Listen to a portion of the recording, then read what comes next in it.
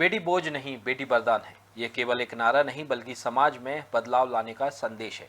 मिलिए मध्य प्रदेश की दतिया जिले की एक ऐसी बेटी से जिसने अपनी दिव्यांगता को अपनी कमजोरी नहीं बल्कि अपनी ताकत बनाया है और ये साबित कर दिया है कि वह कोशिश करने वालों की कभी हार नहीं होती। दतिया के थारेड़ थाना के छपरा गांव की रहने वाली मंजेश दिव्यांग है, लेकिन उसका हौसला और जज्बा किसी से कम नहीं। मंजेश ने अपने मुंह से कलम पकड़कर बीएड और ग्रेजुएशन की पढ़ाई पूरी की है। जब दखल न्यूज ने मंजेश से बात की तो उसने कहा कि मैंने कभी अपनी दिव्यांगता को अपनी पढ़ाई के आड़े नहीं आने दिया। मेरा सपना है कि मैं शिक्षक बनूं और अपने जैसे बच्चों को प्रेरणा दूं।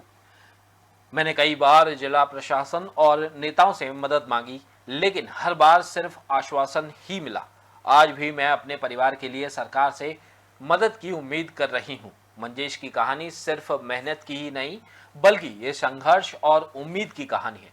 मंजेश की मां और बहन भी दिव्यांग है और उसके पिता वृद्ध है। परिवार की आर्थिक स्थिति इतनी खराब है कि रोजमर्रा की जरूरतें पूरी करना भी मुश्किल हो जाता है। बेटी बोझ नहीं, बेटी वरदान है। यह तत्कालीन जो नारा है वो हमारे मध्य प्रदेश के पूर्व मुख्यमंत्री शिवराज सिंह चौहान का कहीं ना कहीं ये नारा था, जो बेटियों के सशक्तिकरण के लिए एक पहल नहीं एक मुहिम बनकर चला था। लेकिन आज हमारे साथ हमने 2 दिन पहले दखल न्यूज के माध्यम से मंजेश बघेल बेटी की दिव्यांगता को, उसकी अगर देखा जाए उसकी सफलता एवं उसकी मेहनत को बताया था कि दिव्यांग होने के बावजूद भी उसने कहीं ना कहीं जो जीवन जीने के लिए जो राय होती है उसको चुना है। लेकिन आर्थिक चुनौतियाँ और प्रशासन का सहयोग कहीं ना कहीं उसके आड़े आया है। मंजेश जी, जिस तरीके से प्रदेश सरकार कहती है कि हम बेटियों का सशक्तिकरण करेंगे जी, कितना सहमत हैं आप? देखिए, सरकार कहती है कि बेटियों को पढ़ाओ और मैंने यहाँ तक की पूरी पढ़ाई कर ली है, बीए बीएड कंप्लीट कर ली है। सरकार कहती है कि जो जगह निकालती हैं विकलांग की उसमें भी अभी तक मेरा कोई मदद नहीं भई है सरकार से। मुख्यमंत्री से यही कहना चाहती हूँ कि मेरे लिए कोई से पद दिया जाए तो उससे मेरी आर्थिक स्थिति है तो मैं उसका पालन पोषण कर सकूं और मेरी भी स्थिति सुधर सके। जबकि दतिया कलेक्टर देखो तो कहीं ना कहीं विकास की बड़ी बड़ी बातें करती हैं, तो क्या कहना चाहूँगी दतिया कलेक्टर से भी?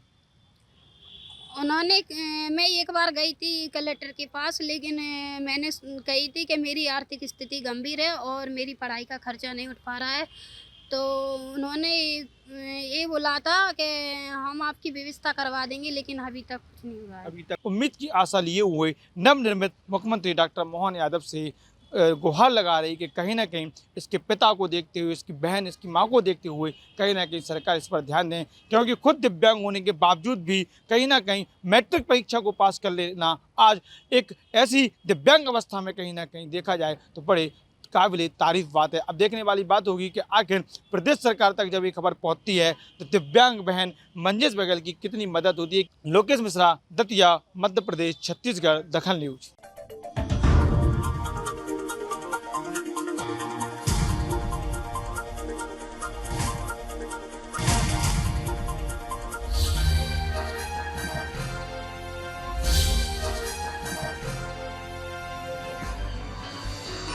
आप देख रहे हैं दखल न्यूज।